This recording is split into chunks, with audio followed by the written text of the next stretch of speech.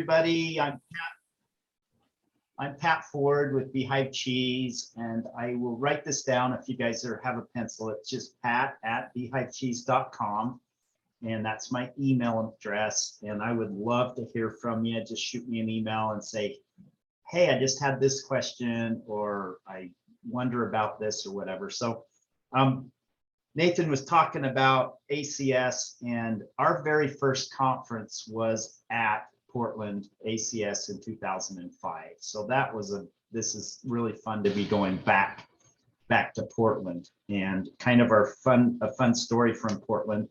We just been making cheese about not very many months, like a couple of months. We started making in September, actually. So we've been making in September, but the year before in 2005, I think Portland was 2006. But anyway, we got our cheese from a recipe from working with Utah State, and they're about an hour north of here. And they helped us develop our Promontory, which is just a nice Irish style creamy cheese. But you got to do something in the case to stand out. And we got this goofy idea of rubbing stuff on the outside of cheese, partly because of necessity, because it's so stinking dry here in Utah. I mean, it's probably 15% humidity outside right now. So it's really dry. And so we started rubbing stuff on cheese, and our very first experiment was coffee and lavender, which has really put us on the map. But just before the American Cheese Society competition, we had a family party, and we pulled out these two little 3-pound wheels, one of coffee and lavender and one of honey and salt, which ultimately became Beehive, and two of our best-selling cheeses to this day. But we thought, let's go to ACS and have some peer review. We talked with a bunch of people. And when you're at ACS, my biggest advice is get to know people. The cheesemakers will be there, the distributors, marketing, just tons of people that have tons of knowledge. I've always said that if you didn't do business with anybody but the people that you met at ACS, you would have more business than you could do. So we show up with these two little 3-pound wheels of coffee and lavender rubbed on them.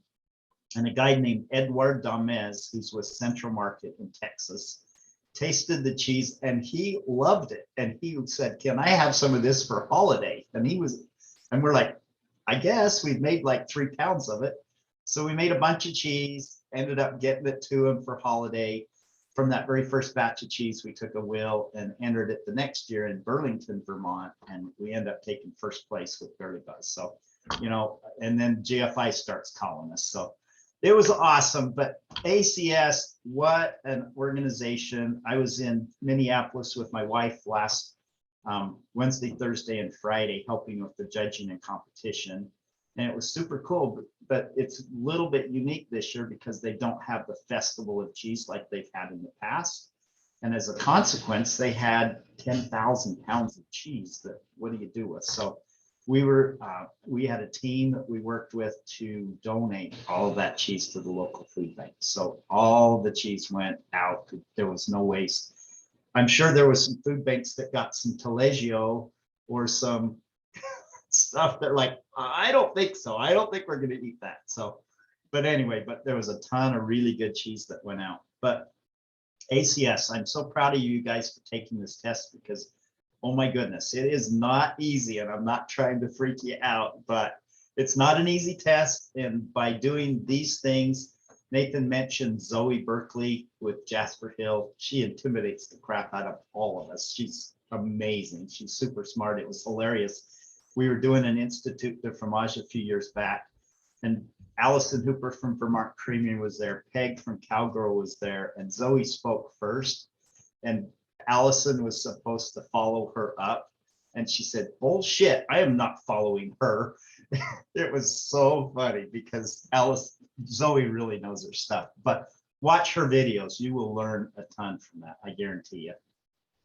So the CCP test, the first time it was offered, I was actually, like Nathan said, on the board of directors of ACS, and my job was to launch the CCP test and make it happen and have it successful. And it's been wildly successful.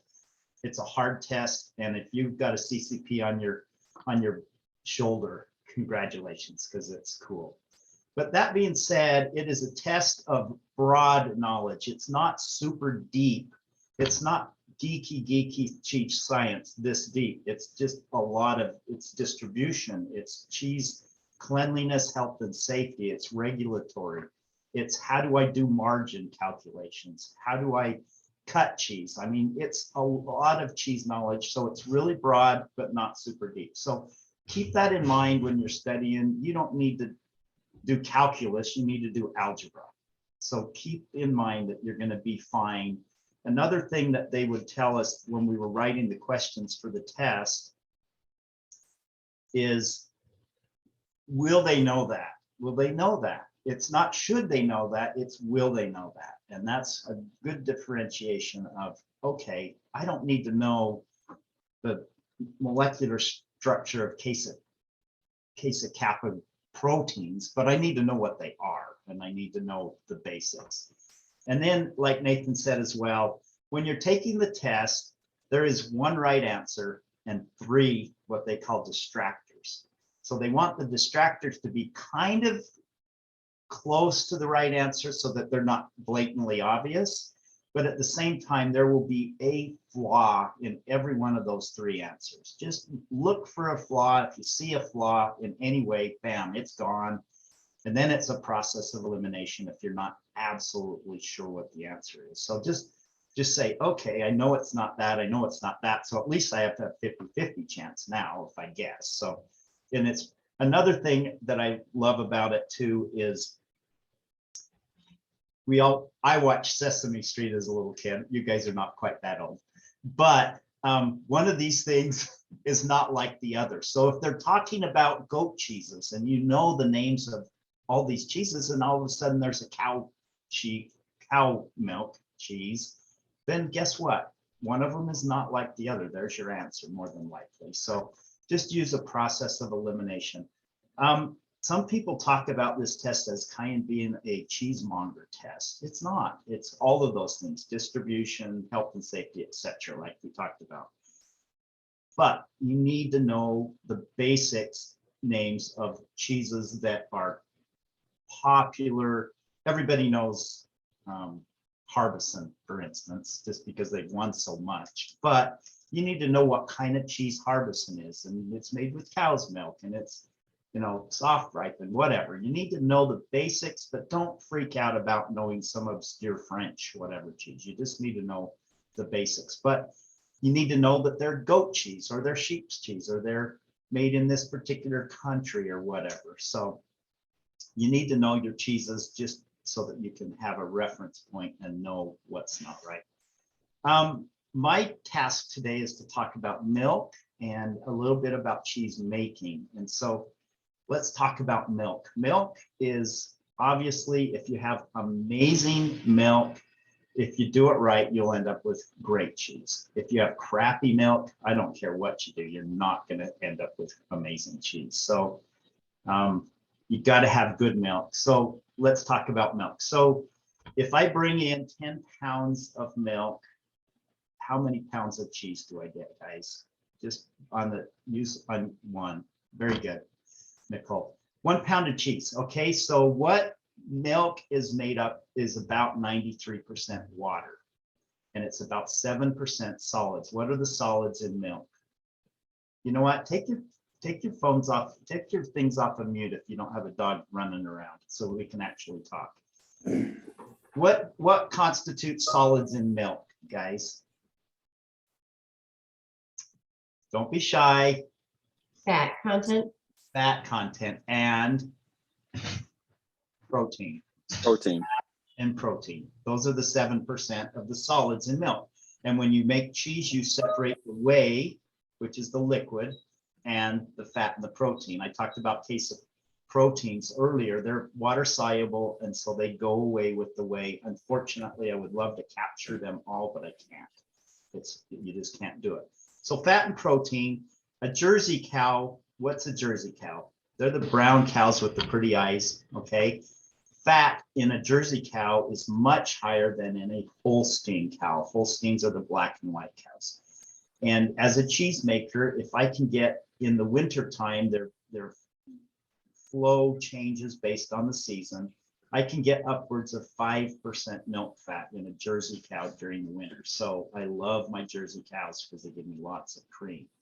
But you've got to balance that with the protein. The proteins and the creams have to be in harmony. Otherwise, you'll end up with goofy cheese. But the reason a lot of people do use Jersey cows is because a Holstein may give 3.5% milk fat versus 5% milk fat. So my yields are better as I get them old. We've all heard about RBST, RBST free milk. The R stands for, and I never say it right, but it's recombinant, which means it's man-made. BST stands for bovine, I can't remember, bovine growth hormones, basically. But the R stands for man-made growth hormones. It's the same hormone that the cows produce naturally, it's just in bigger quantities. And so RBST, you want to make sure that it doesn't have that. They talk about, so let's talk a little bit about milk. So when every batch of milk we get in, we're basically doing 3 tests. We're doing antibiotic testing. How many antibiotic part per millions can I have in my milk and I can still use it? 0. Okay. No antibiotics, period. So I can't have antibiotics. And then I'll do a somatic cell count. That's probably the biggest thing. Although you nodded your head. Do you know what a somatic cell count is? No, I'm not sure. Okay. Sorry. So somatic cells. So when we get a fever, when we get sick, our white blood cells are working overtime to kill off the bacteria that's in our system.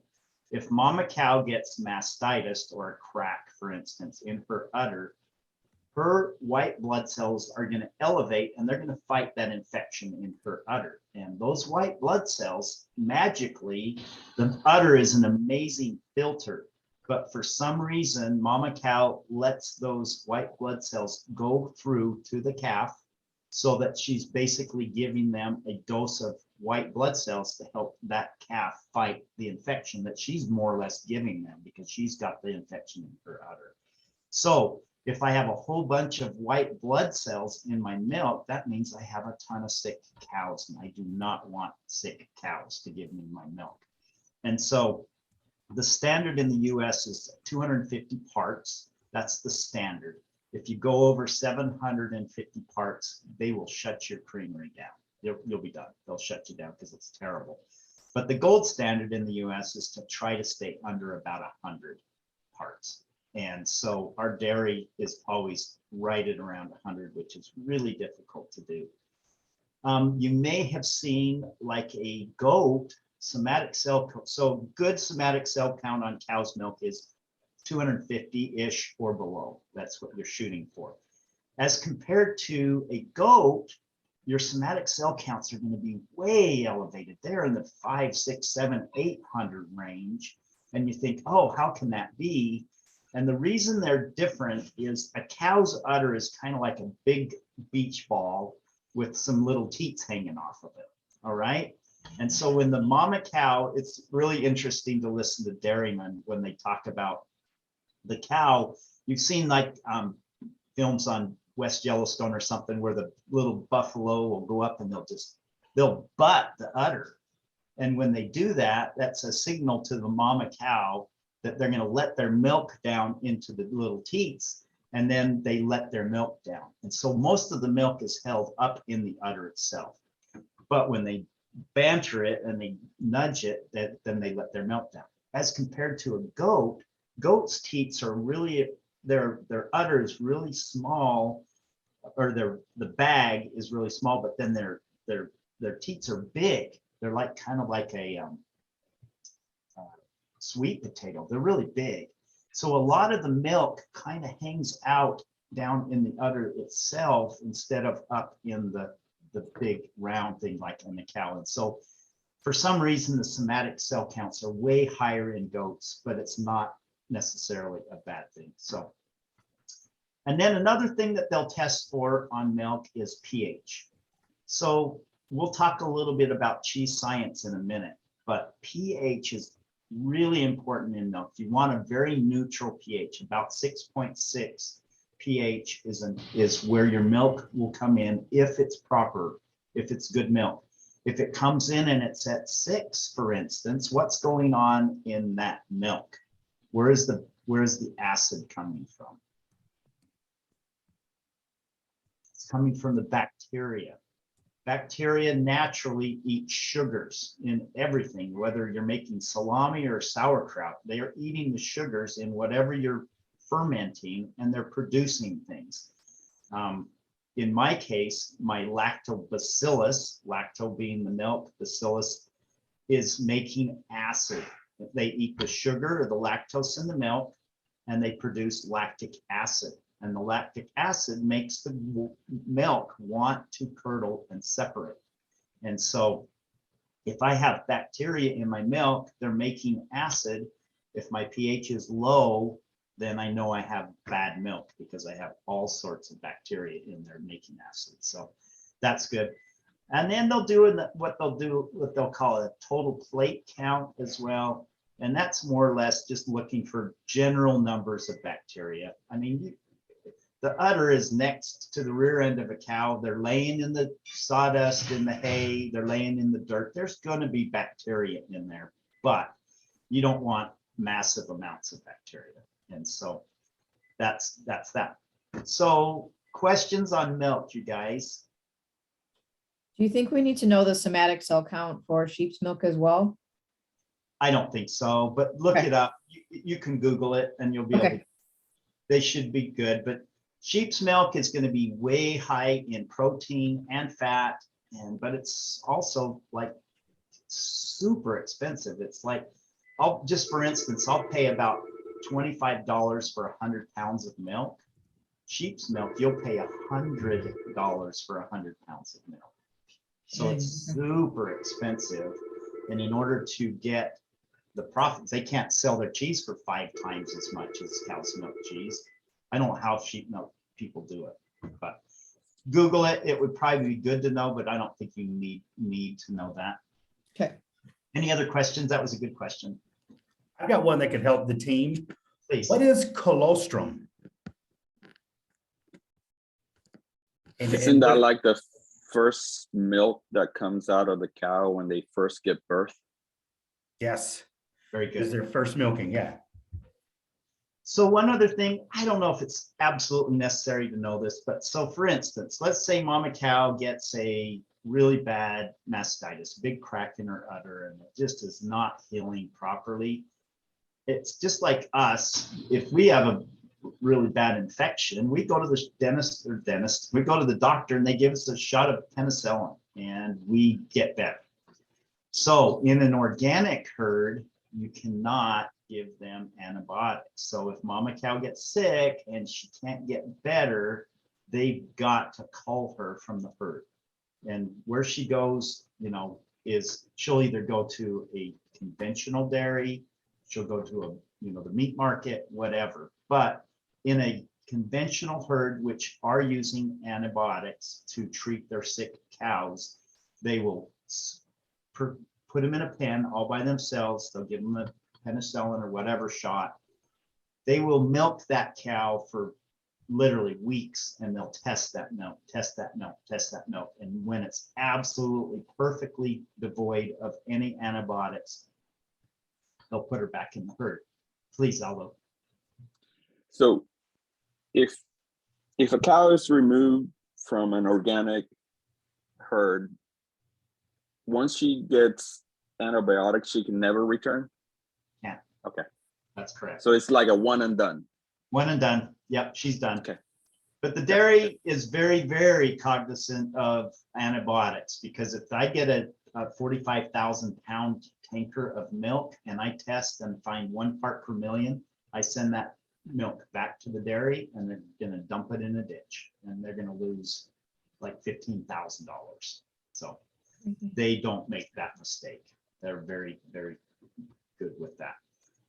Okay, so let's talk a little bit about cheese making, and I'll use the disclaimer that I'm making a cheddar cheese, very different from making a Swiss or a soft ripened, a Chev, whatever. It's very, very different, but for the most part, the principles hold true. They're very similar. So I mentioned earlier, if let's think about it. If we leave a baby bottle or a sippy cup on the counter or under, heaven forbid, underneath the seat of your car for a week, what happens to it?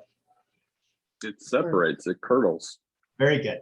Curdles, it separates. And I mentioned earlier, what makes that happen is acid. The acid is being produced by the bacteria eating lactose or sugar, and they give off lactic acid. When I breathe in oxygen, I breathe out carbon dioxide. When you make beer, the yeasts eat the grains and they produce alcohol. Different things make different things when they ferment. And in our case, we are after the lactic acid. There's usually always a there's naturally occurring bacteria everywhere, and it's going to get into the milk. But for the most part, the main lactic acid producing bacteria is there for one reason, that's to make acid, to produce that. And so there are adjunct cultures as well that help you get different flavors. So if we started at the beginning of the day, all of us made a different type of cheese from the same exact milk, at the end of the day, they would look different, they would taste different, and as they age, they would definitely taste different. And that all comes from cultures. Different cultures give you different flavors. And so in our case, we have 3 cultures in our cheese. One of our predominant flavors in our cheeses, there's a little bit of a sweetness, and that comes from a Helveticus bacteria that adds a sweetness to the milk, sweetness to the flavor. So, but what we do is we will grab the milk and we will pasteurize it. So tell me about 3 types of pasteurization, you guys.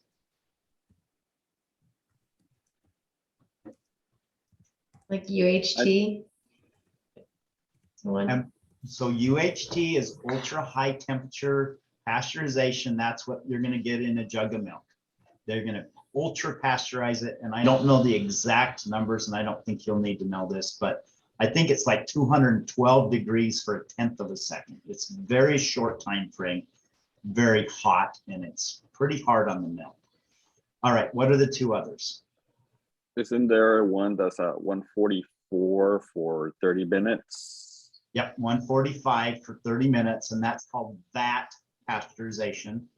And one of the things you'll need to know about vat pasteurization is the head space. So for instance, let's just say you have a big soup kettle that you heat up to 144, 145, and you heat it up for 30 minutes. That's all good and fine, but the interface between the cold air in the make room and the milk might bring that temperature up to one or down to 140, for instance. Therefore, it's not legally pasteurized. So if you have a vat pasteurizer, you're going to have a lid on it, and you have to measure the temperature of the head space to make sure that it is at 145. So that's what a lot of little producers, like a little small goat farm that just produce, they're milking 10 goats and they only have 15 gallons of milk every other day to make cheese with. That's a really nice one. So predominantly with artisan cheesemakers, they use the 3rd type of pasteurization, and that is high temperature, short time, HTST, and that is 160, oh my gosh, my brain's gone dead. 162 for 17 seconds. And don't quote me on that, guys. Google that, please. HTST, because oh my heck, I can't believe I don't remember that. But anyway, I believe it's 162 for 17 seconds. And so it goes through a pipe, and it takes 17 seconds for it to go through the pipe. And when it comes out, it goes to the very top of the pasteurizer. And up there, there's a very sophisticated thermometer. And if the temperature is at 162, it will allow the milk to go to the vat. If it is 161, it will send it back to the beginning of the line and make it go through all again. So you'll want to know those. The best practice guide for cheesemakers Yes. is on the ACS website. One of the best tools for studying that you can have.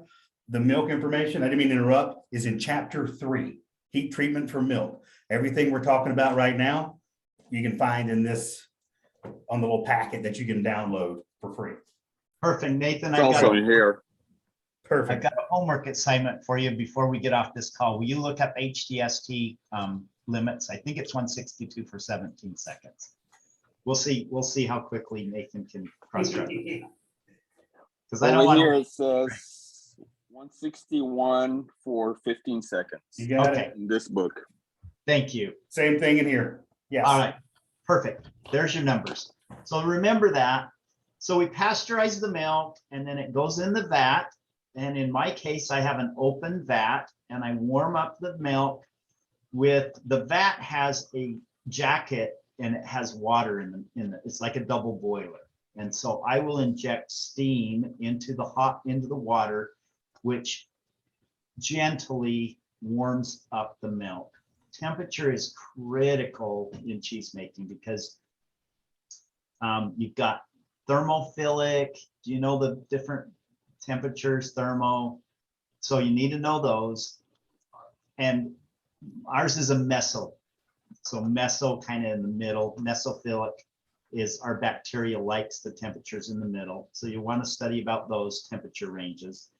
You probably don't need to know an exact number, but you needed to know thermo, meso, and in the middle. So if you heat up a bacteria too warm, it will kill it, and then it won't produce the acid that you're after. So you have to really treat the bacteria gently. So we warm up our milk to 88 degrees, and we add our cultures, and our cultures start eating the sugars, making acid, and that's their job, and they're very happy doing that. So when you pasteurize milk, this is some of the argument of folks that make raw milk cheeses. They claim that it is gentler on the milk, and it definitely is. So name me at least 2 raw milk cheeses that are so predominant in the market. And I'll give you a hint, they're both from Europe. Emmental, Gruyere. And Gruyere and Parmigiano Reggiano. Yeah. So these are, and the way you determine if it's pasteurized or not, for instance, I cook my cheese when I make it, but I only cook it up to 102 degrees.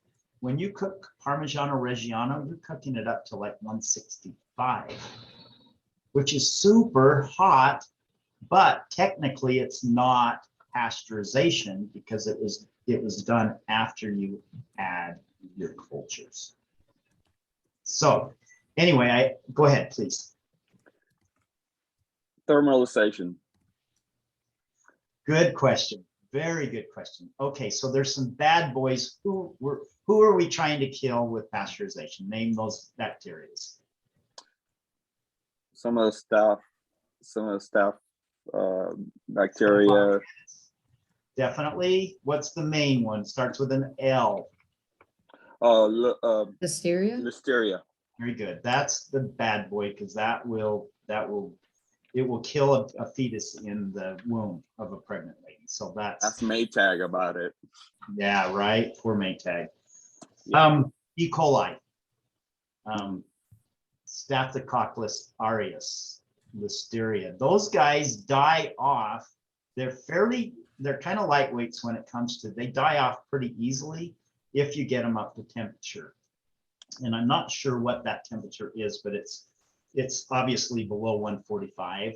So what some people will do is they will warm up their milk, let's just say to 150 degrees. You're killing off all the bad boys, but you're technically not getting all the way up to 162. So it's not pasteurization, but it's not raw milk either. So some people kind of will say thermalization, and they'll be kind of cheating a little bit. They're kind of in the middle ground. They're not pasteurized, but they're not raw milk either. So it's just kind of a safe way of making a kind of raw milk cheese. So is that when they say unpasteurized rather than raw? Yes, that would be because I see that on labels. I mean, I'm reading labels. I'm inputting all the information, and yeah, when I create a label for a weighed cheese, I always make a point of putting the origin and the ingredients in there, because people are reading labels nowadays. And I see that. I see raw, I see thermalized, I see unpasteurized. And I think it's all kind of like a play on words. The ones that the FDA care about, okay, that's a really good one too. Does the USDA or the FDA regulate cheese in America? FDA. Very good. Don't get confused. USDA, or for instance, in Utah State Department of Agriculture, sometimes contracts for the FDA to do some things because they don't have offices in Utah. They have offices in Denver, for instance. So they are under the jurisdiction of FDA. Don't forget that. There are some questions that will confuse you with that. But anyway, all the FDA cares about, is it pasteurized legally or is it raw? And all those middle grounds are just kind of marketing things. So, all right, so you pasteurize your milk. When I do so, Jeff Jarrett, I don't know if you guys know Caves of Faribault. They make beautiful blue cheese, or they made a cheese that was called Jeff Select. It's kind of a Gouda. Awesome stuff. Beautiful cheeses. But Jeff Jarrett is an amazing man, and he's incredibly smart. But the way he explained it to me is, what gives the firmness to cheese? Why are some cheese harder or firmer than others? The size of your curd? Yes. And how much water, if you keep cutting the curd and Very getting good. water out? Absolutely. The predominant thing that makes it harder or softer, you guys, those Moisture content. is calcium. So calcium is the skeleton or the structure of a cheese. And so the way he explained it to me, he said, think about a chain link fence, and I'll go make a snowball with proteins and fats and throw them at the fence, and the fence, it's going to stick in the fence, and it's going to have something to latch to. And so calcium is really a big determining factor of how firm your cheese is. And so when I start ripening my cheese by adding my cultures, they start eating the sugars, making acid, and then I will add calcium chloride, just a little teeny bit, like for 13,000 pounds of milk, I'll add a cup of calcium chloride, not even that much. But what that does is it ensures that when the pasteurization process happens, pasteurization sometimes will break down calcium, and it will go out with the whey. And so just kind of as an insurance policy, some cheesemakers, not all do it, but some will put in just a teeny bit of calcium chloride. So that helps bind the cheese. But then we add rennet. And rennet is, we'll talk about rennet at length here in a minute, but when I add my rennet, from the time I add my rennet to the time I cut my curd is only 30 minutes. So tell me about a chev, for instance. They fill a vat full of milk, let's just say at 7 p.m. They add their cultures, they go home, they come back the next morning, it's set into a beautiful custard style yogurt, and then they'll dip that curd and they'll make a chev. So it takes 12 hours for that fermentation to happen. But what happens during those 12 hours with the calcium? Calcium gets dissolved by what? Acid. By the acid. Okay. So if you ever have a pot that has some deposits on it, just a little bit of vinegar, and it's bam, you're done. Mm-hmm. So it sits overnight in the vat, in the calcium gets dissolved by the acid. And so there is a chev. How much structure is there to a chev? There's none. You can spread it on toast, right?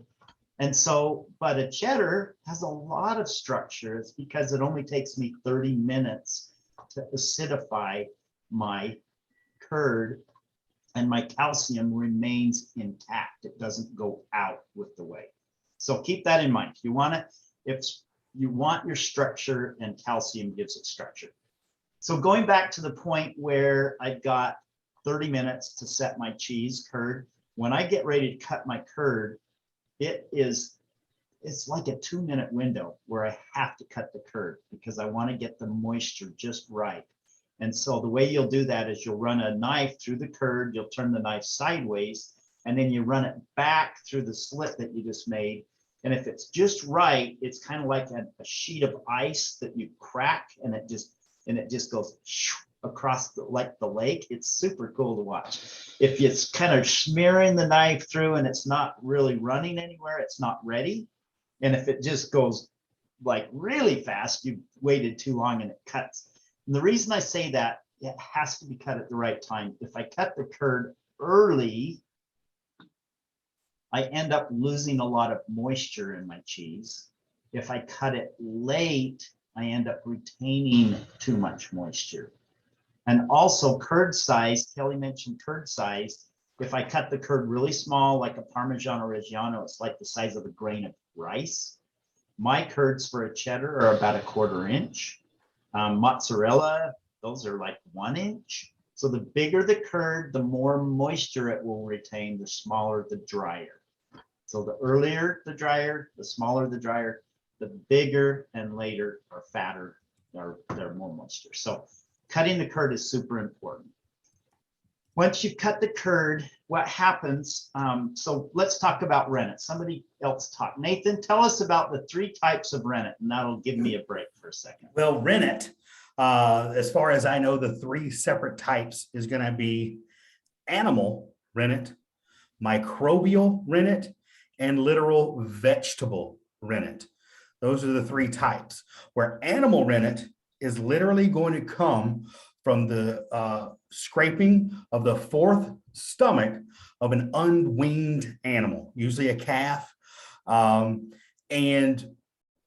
the vegetable comes from what I recall, what I've studied. You see a lot of these in Portugal, or at least that's my experience, where you're going to get, they derived it from a thistle plant. I don't think we have very many, if any, thistle renneted cheeses in the United States. I'm not aware of anybody using that right now, but I there's think also, I've seen some. did you see I think some? I've seen some. I think I've seen some, but it's very rare, and they're usually on the American artisan kind of Yeah, like. they're going to be more small batch, smaller producers. There's nothing that you're going to see mass produced. But something you will see more mass produced is going to be the microbial rennet. And microbial, of course, was derived in the laboratory in the 80s. And it's a way, I think it came from yeast, I want to say. It was derived from yeast, but therefore is vegetarian friendly, since the fact that it did not come from an animal.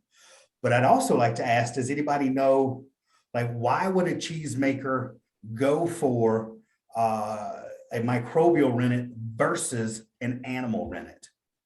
Flavor? Flavor, I've heard flavor is one. Some cheesemakers that I've heard talk, and again, I'm talking as somebody who listens to cheesemakers, but I've heard that the animal rennet usually provides a little bit more flavor, a little bit more nuance to the cheese, supposedly. But one reason I've heard also that a cheesemaker may go for microbial is consistency, where if you use an animal rennet and you have raw milk, your cheeses can come out different from batch to batch, even wheel to wheel sometimes, maybe not drastic, but each batch will definitely be a little different. As an old cheesemonger, I think that's fun. But as a cheesemaker who's trying to create a consistent product, because the American market really wants, like, we want the same. We want something to taste the same in January as it does in May, as it does in September. So by pasteurizing and using microbial rennet, you're basically guaranteeing a very consistent, not bland, I don't mean bland in any way, but a consistent product so that our consumers can really go after that. And many American cheesemakers are going the microbial route. And plus too, safety. Of course, safety, like the overarching is the safety aspect of it.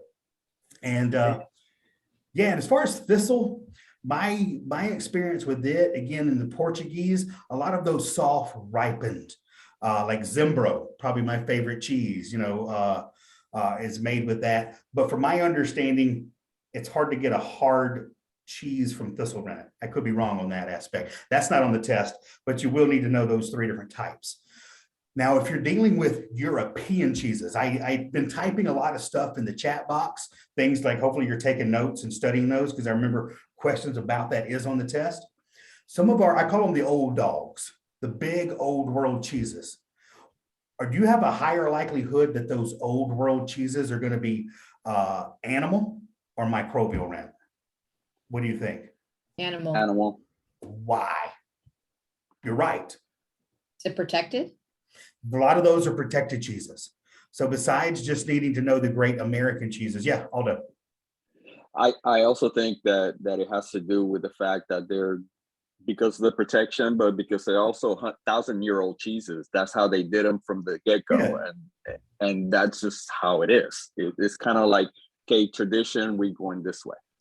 No, perfect. And that is also where, like, we're sliding in, I'm going a little bit askew, but as far as PDO, as far as your protected designation of origin cheeses, you need to know what that is. And it became about because a lot of these villages, these old world villages, we forget sometimes how old Europe is, and how big America is, that old saying.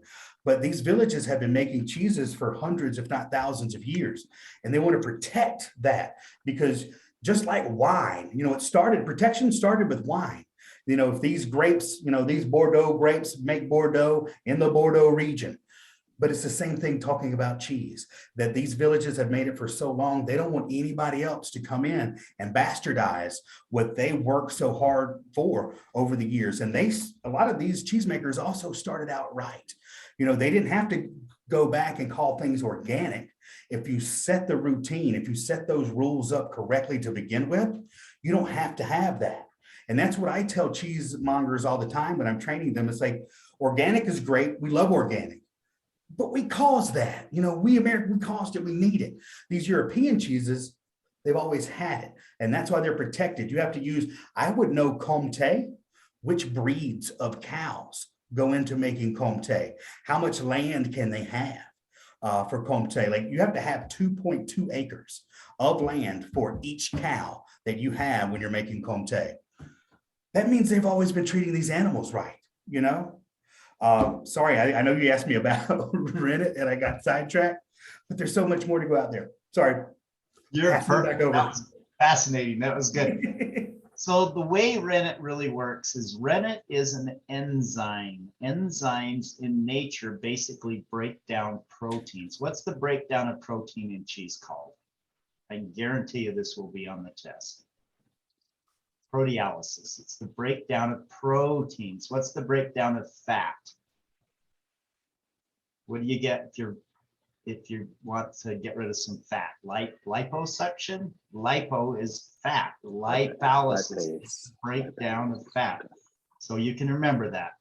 Anyway, these proteins are really big and our bodies don't digest them all that well. And so enzymes in nature break down proteins. So an amino acid is this long. And when I add my rennet, rennet basically cuts a protein in half. And so why does milk, it's 93% water, 7% solids. Why do those solids stay in suspension in the milk? They're actually so heavier than the water, except for the cream rises. They stay in suspension because they are all negatively charged. Okay, so they're like two negative ends of a magnet that are repelling each other, floating around in the milk. But when those enzymes start snipping those amino acids in half, now half the amino acids are positive, half are negative. And so instead of repelling each other, now they want to go together. And so when you cut the curd and you've added your rennet, that's the perfect storm. They also don't like water anymore. They become hydrophobic and they're little teeny 1/4 inch cubes and they start squeezing the water out. And that's what makes the curd and whey want to separate. And so then the curd's in the vat. We drain the whey, we cook it like I mentioned, we warm it up. That helps drive off the more moisture. Then the slab's in the bottom of the vat. we allow it to go into pack. It turns into a big slab. We take a knife and cut it into strips, and then we flip those strips over every 10 minutes for about 2 hours.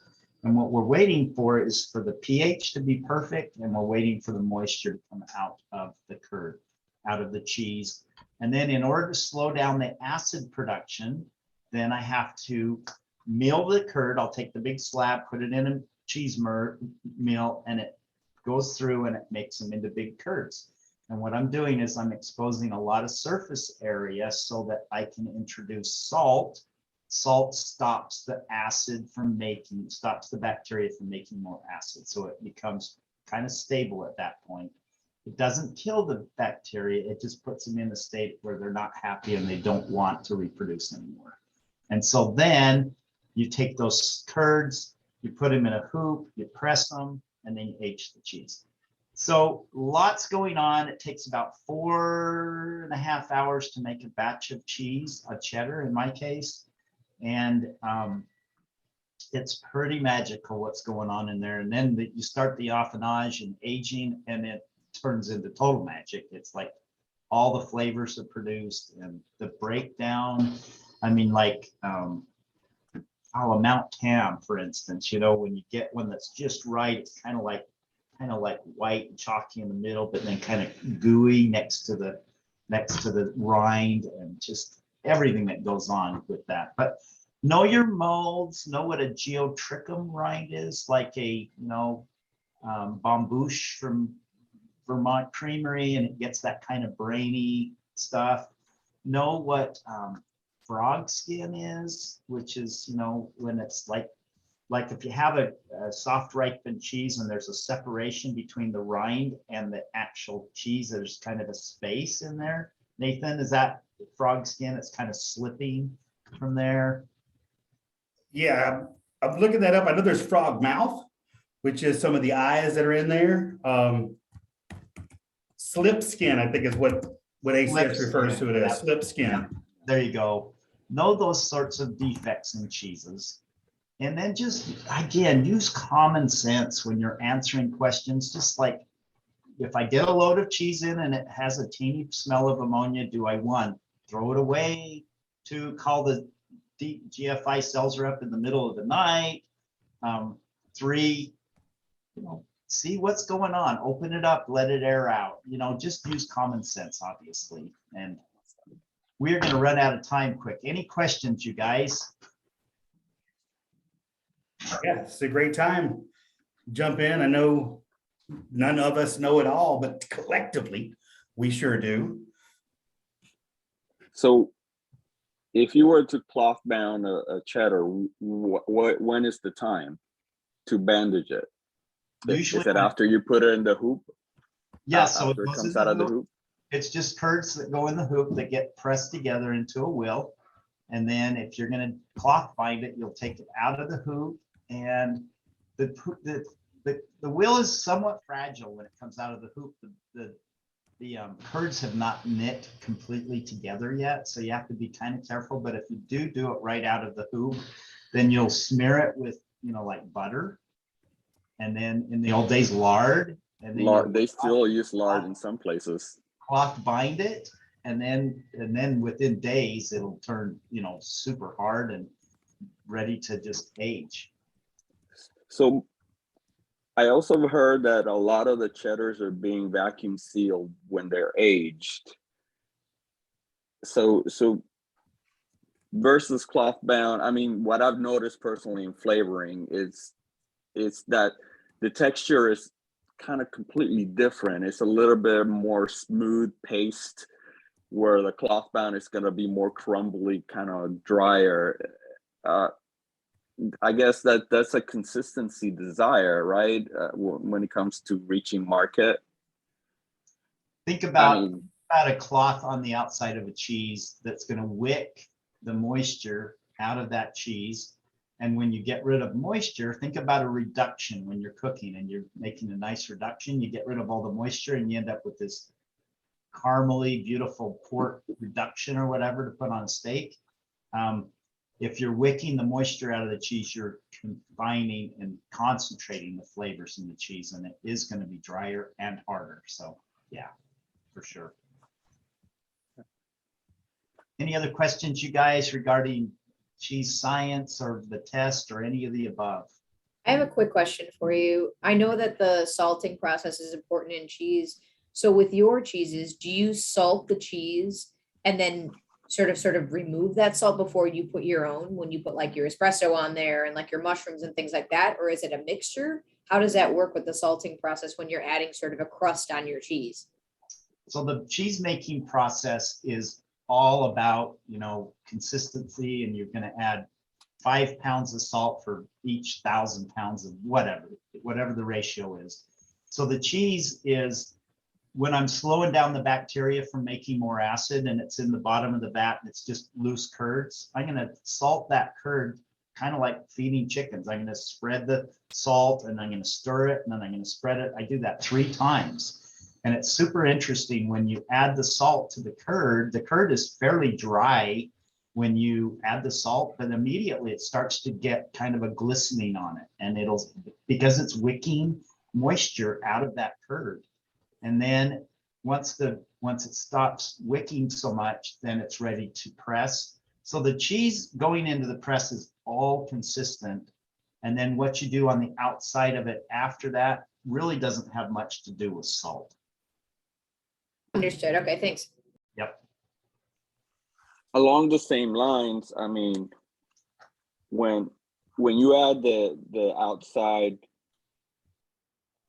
covering, like the coffee or my favorite Big John's Cajun, I love that stuff.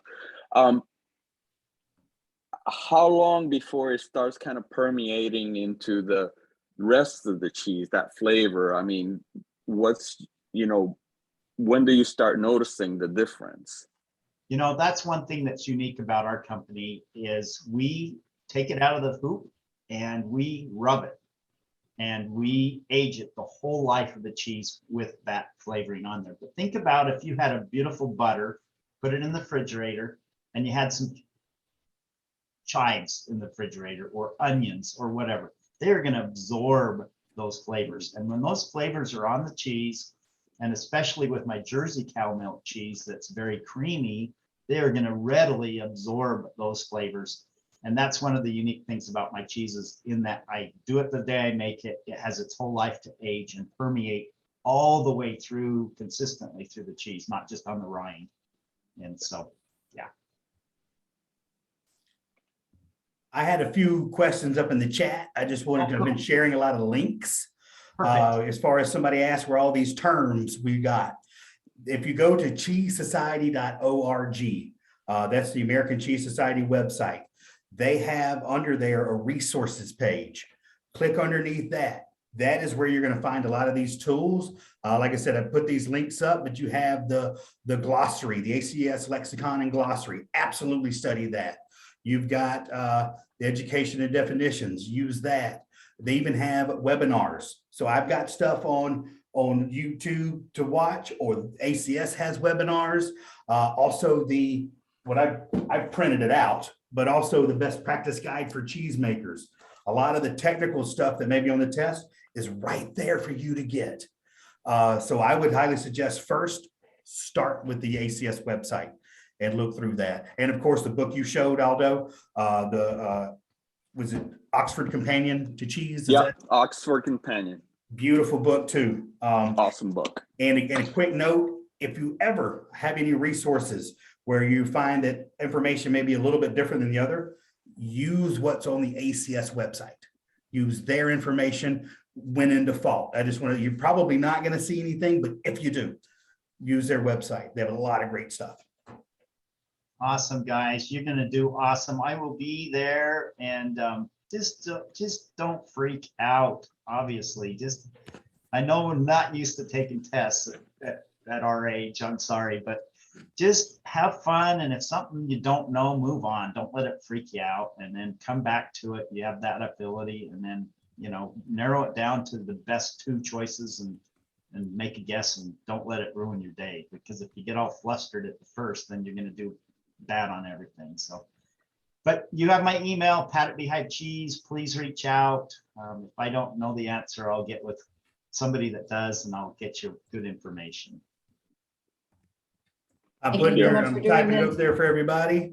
Also, please note, some of you aren't in my normal study group, which is totally fine. We welcome everybody. But on the 19th, but the day before the exam on the 19th in Portland at the Doubletree Hotel downtown, which is one of the conference hotels, we will be having an all-day review. This is open for everybody that's taking the test. You don't have to be a GFI customer. It's totally fine. This is anybody that wants to show up.